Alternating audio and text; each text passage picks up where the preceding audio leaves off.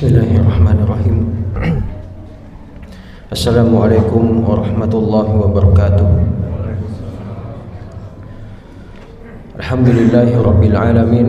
Assalatu wassalamu ala rasulillahi wa ala alihi wa ashabihi wa mawalah. Asyhadu an la ilaha illallah wa asyhadu anna Muhammadan abduhu wa rasuluhu, amma ba'd.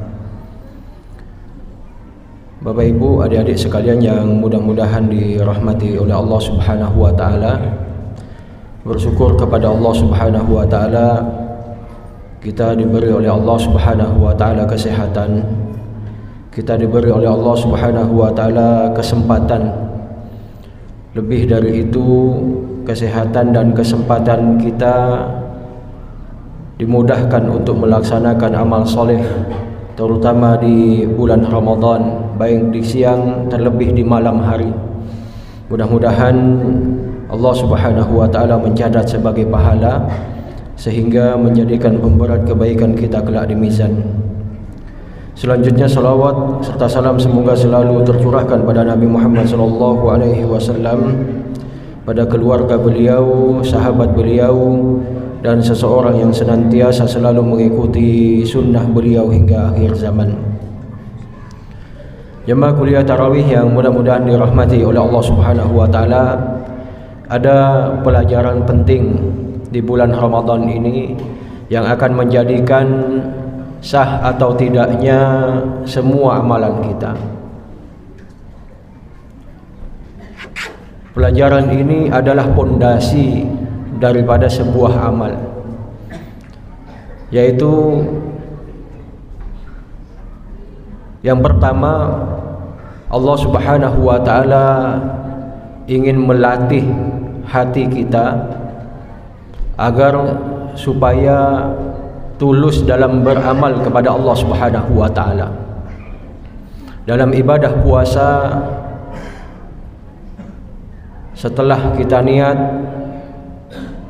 sahur, kemudian masuk azan subuh, kita menjaga hal-hal yang membatalkan puasa sampai terbenam matahari.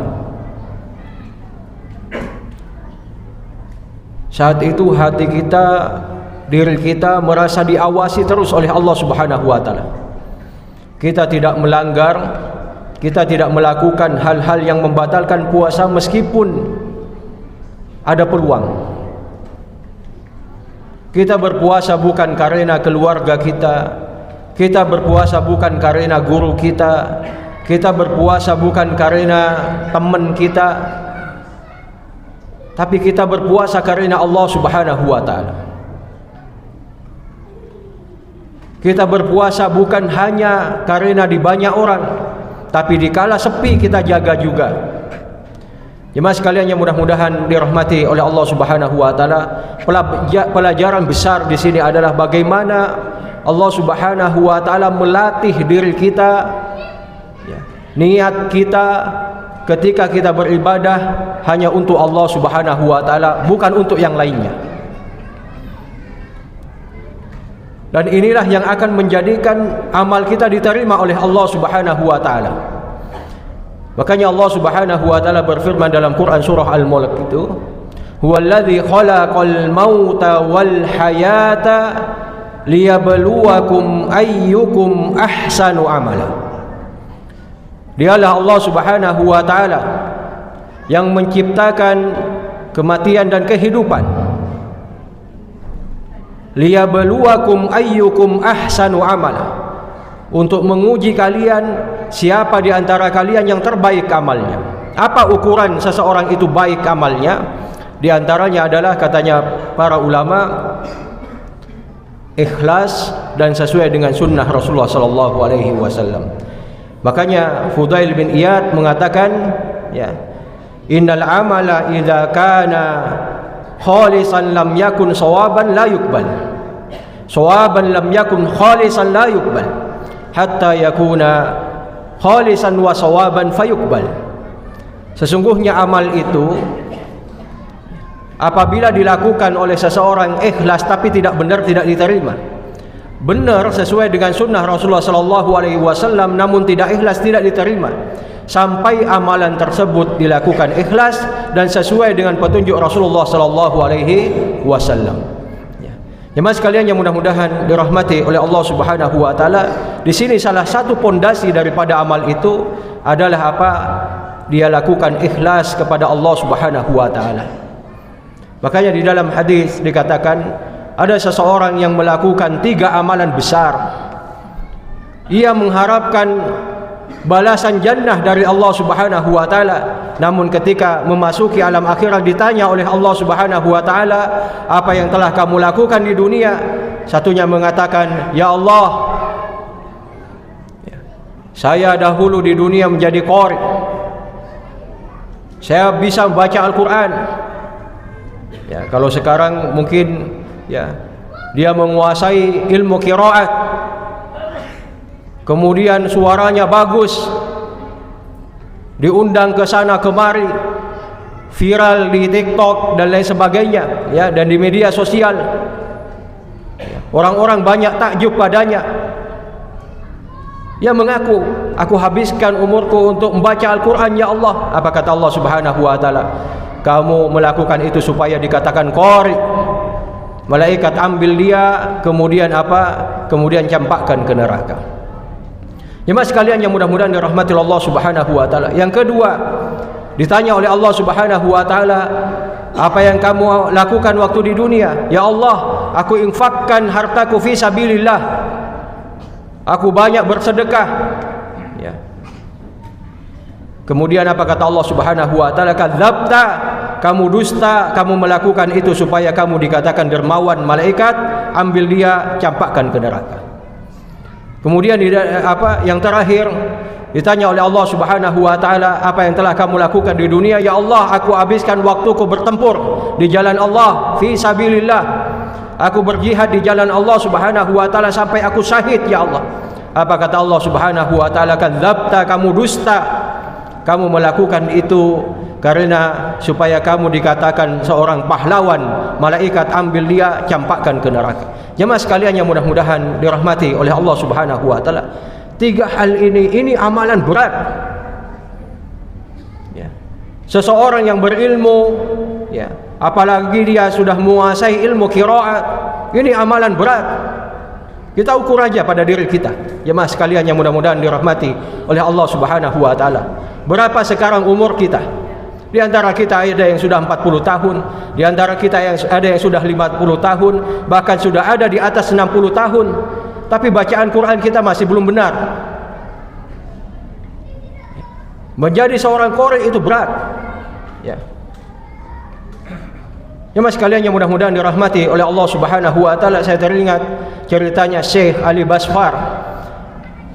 Beliau itu ya seorang imam Masjidil Haram, tapi masih talaki kepada salah satu ulama. Kemudian apa? Masih dikoreksi bacanya.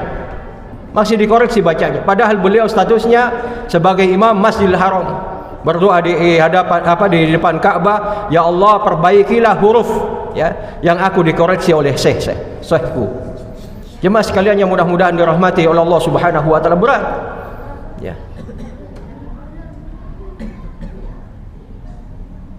Kita ilmu tajwid saja nilainya berapa? Belum sampai belajar sifatul huruf, ya sudah agak oleng sudah, ya. Wah, apalagi itu, ya. Padahal yang dasar dari dasar mungkin ya Tuhfatul Atfal, kemudian Matan Jazari, kemudian belajar sarahnya, kemudian belajar lagi sarah-sarah ilmu tajwid Salsabil As-Safi, kemudian belajar lagi sampai belajar Satibiyah, sampai belajar Ad-Durrah, sampai dia punya sanad, ya, bermula dari sanad Hafiz, kemudian dia lanjutkan ke yang 7 itu, kemudian dia lanjutkan sampai punya qiraah Asra, Sugra dan juga Kubra. Jemaah sekalian yang mudah-mudahan dirahmati Allah Subhanahu wa taala, ini berat, ya, berat. Tapi ketika ya amalan berat ini tidak dilakukan dengan ikhlas, sia-sia. Ya. Kemudian juga begitu juga orang yang dermawan, itu berat. Kita manusia ini tabiatnya ya mengumpulkan duit ya, bekerja mendapatkan dana, ya, duit untuk keluarga kita. Tabiatnya kita seperti itu. Tapi disuruh keluarkan oleh Allah Subhanahu wa taala. Ya. Duit yang kita cari di siang hari, siang malam itu disuruh keluarkan oleh Allah Subhanahu wa taala. Suruh keluarkan melalui sedekah, suruh keluarkan melalui zakat, suruh keluarkan melalui fidyah, suruh keluarkan melalui santunan anak yatim dan lain sebagainya. Sebenarnya ini amalan berat.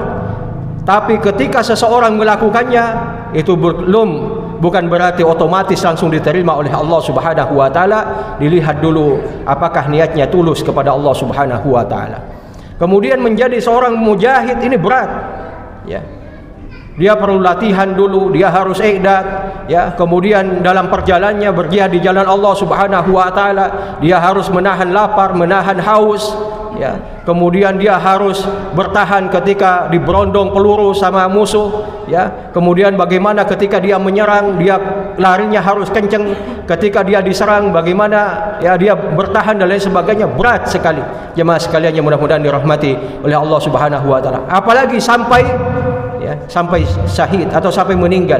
Tapi ketika itu tidak dilakukan dengan tulus kepada Allah Subhanahu wa taala, semua amalan berat itu sia-sia di hadapan Allah Subhanahu wa taala. Makanya puasa ini melatih diri kita, ya, melatih hati kita, bagaimana ketika kita beramal kita tulus kepada Allah Subhanahu wa taala, ya. Makanya dari sinilah bermula ketika kita salat, ya, niat hanya untuk Allah. Ketika kita sedekah, niat hanya untuk Allah. Ketika kita menolong orang lain, niat hanya untuk Allah. Ketika kita berpuasa, niat hanya untuk Allah Subhanahu wa taala. Sekecil apapun, ya, yang kita lakukan dari amal soleh itu, lakukanlah itu ikhlas karena Allah Subhanahu wa taala, dan itulah yang akan menjadikan pahala kita besar di sisi Allah Subhanahu wa taala. Kata para ulama, berapa banyak amalan kecil itu di sisi Allah Subhanahu wa taala dihitung besar karena niat. Berapa banyak amalan besar, ya, itu dihitung kecil oleh Allah Subhanahu wa taala karena apa? Karena niat. Ya. Makanya apa?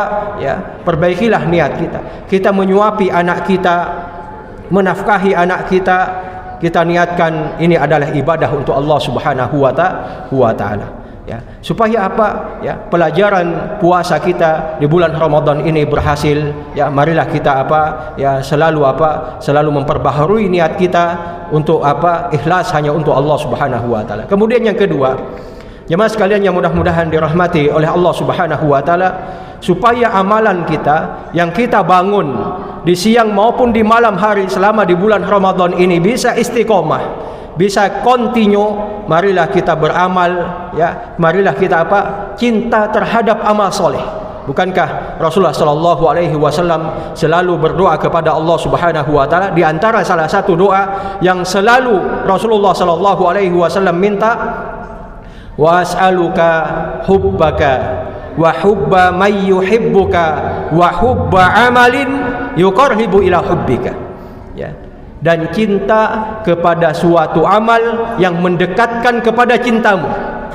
Ya. Kita cinta solat, kita jaga solat kita. Ya. Kita melaksanakan puasa karena kita cinta pada puasa. Kita membaca Al-Quran karena cinta pada tilawatul Quran. Ya. Senang ketika ketika Allah Subhanahu wa taala bercerita tentang neraka, kita takut. Ketika Allah Subhanahu wa taala bercerita tentang surga, kita pingin untuk meraihnya.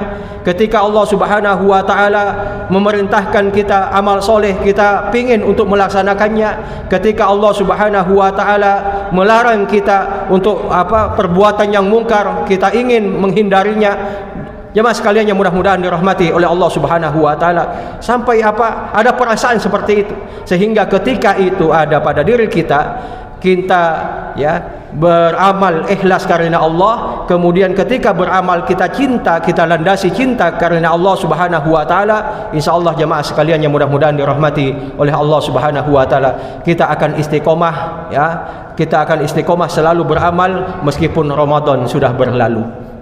Kita akan lanjutkan solat kita, kita akan lanjutkan solat sunnah kita akan melanjutkan puasa kita akan melanjutkan tilawatul Quran kita, bukan setelah bukan setelah Ramadan berlalu Al-Quran kembali lagi ke raknya, nanti tahun depan diambil lagi, tidak. Tapi seseorang yang ketika ia membaca Al-Quran dilandasi cinta kepada Allah Subhanahu wa taala, insyaallah itu akan selalu dilihat.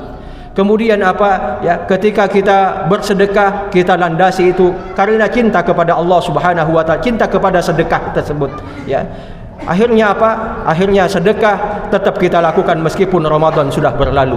Kita menolong orang lain juga seperti itu, Kita tidak menyakiti orang lain, bukan karena bukan karena kita menjalani puasa di bulan Ramadan, tapi di luar Ramadan juga kita hindari hal-hal yang menyakitkan hatinya orang lain, sehingga jemaah sekalian yang mudah-mudahan dirahmati oleh Allah Subhanahu wa taala, amalan kita adalah amalan ahli jannah sampai kita menghadap Allah Subhanahu wa taala. Karena ada di dalam hadis dikatakan oleh Rasulullah sallallahu alaihi wasallam, ada seseorang itu ya'maluna bi amalin ahlil jannah hatta ma yakunu bainahu wa bainaha illa dhira'.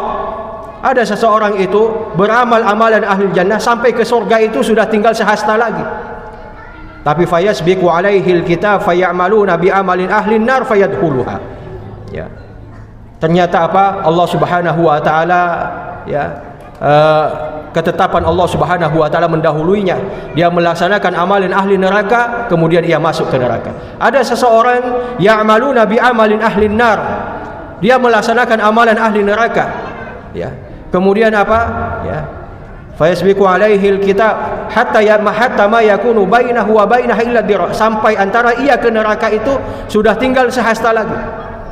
Fayasbiqu alaihi alkitab fay'amaluna bi amalin ahlil jannah fayadkhuluha. Tapi ketetapan Allah Subhanahu wa taala mendahuluinya, dia melaksanakan amalan ahli jannah, kemudian ia memasuki jannah Allah Subhanahu wa taala. Yang kita inginkan adalah bagaimana nanti kita menghadap Allah Subhanahu wa taala dalam keadaan husnul khotimah. Dua pondasi inilah yang akan mengantarkan kita insyaallah pada husnul khotimah. Ketika kita beramal tulus karena Allah, kemudian ketika kita beramal kita atas dasar cinta, cinta kita kepada amal soleh tersebut, karena amal soleh tersebutlah yang akan mengantarkan kita cinta kepada Allah Subhanahu wa taala. Insyaallah inilah jemaah sekalian yang mudah-mudahan dirahmati oleh Allah Subhanahu wa taala, kendaraan yang akan memasukkan kita ke jannah Allah Subhanahu wa taala. Walau anna ahlal kitabi amanu wattaqau lakaffarna anhum sayyi'atihim wa la adkhalnahum jannatin na'im. Ini saja yang dapat kita sampaikan.